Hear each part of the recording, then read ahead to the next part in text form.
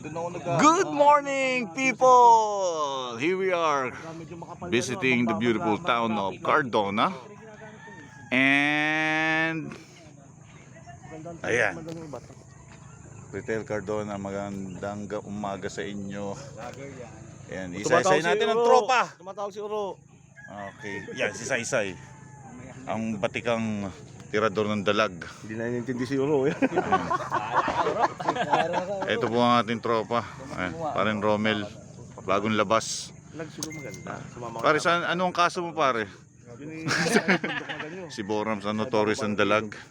Si Bon ang nag-aaway ng asawa, pero nanig Tuloy pa rin ang salte. tuloy pa rin ang saltik. At saka notorious nating kabig sa Angono. Maraming salamat po sa inyo, Angono Elite. And of course, ayan, Cardona po tayo ngayon. Mamaya pupunta po tayo ron sa isla. Napakalayo po noon.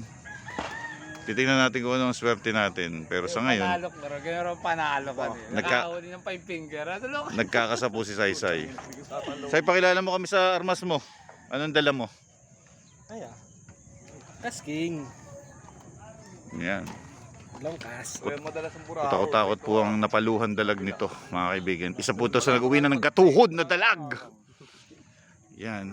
So tingnan po natin ang ating swerte. Maraming salamat po sa inyo. God bless. Salamat. Thank you.